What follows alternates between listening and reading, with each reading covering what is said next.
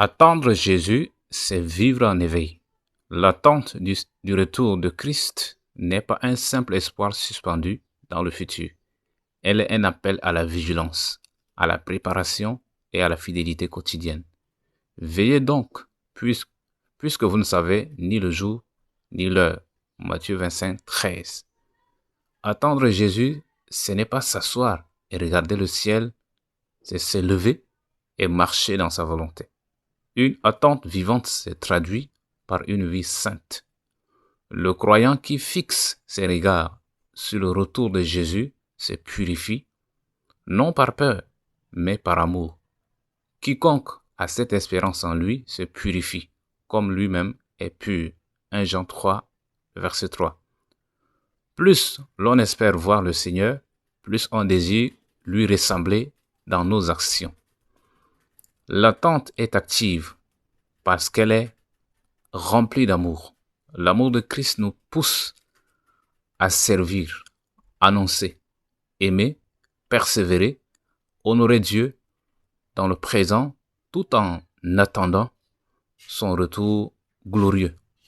Heureux ce serviteur que son maître à son arrivée trouvera faisant ainsi. Matthieu 24, 46. L'attente vraie n'est pas paralysante, elle est motrice. Elle pousse à vivre pleinement pour Jésus aujourd'hui, en vue de le voir ou de le rencontrer demain. L'attente de son retour nous délivre de l'attachement au monde. Quand l'âme sait qu'un roi revient, elle ne s'attache pas au royaume d'Iziba. Notre cité à nous est dans les cieux, d'où nous attendons aussi comme sauveur le Seigneur Jésus-Christ. Philippiens 3, 20.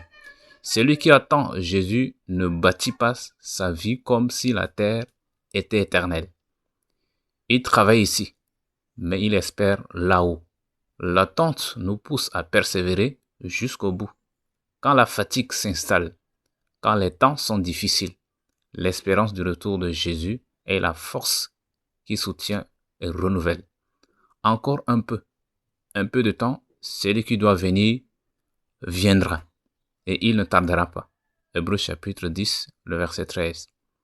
Il revient, et parce qu'il revient, rien n'est en vain. Chaque acte de foi compte, chaque larme sera consolée. Une espérance qui façonne le présent. Fixer les regards sur Jésus, c'est aussi vivre chaque jour comme si aujourd'hui pouvait être le jour de son retour. Non pas dans la peur, mais dans la joie de l'attente, dans l'ardeur du service et dans la fidélité d'un cœur prêt. Attendez et hâtez l'avènement du retour de Dieu. 2 Pierre, chapitre 3, verset 12. Fixer les regards vers l'éternité, ce n'est pas fuir les réalités de la terre, c'est vivre sur la terre avec les valeurs du ciel. C'est aimer, servir, souffrir, espérer en regardant vers le Christ qui revient.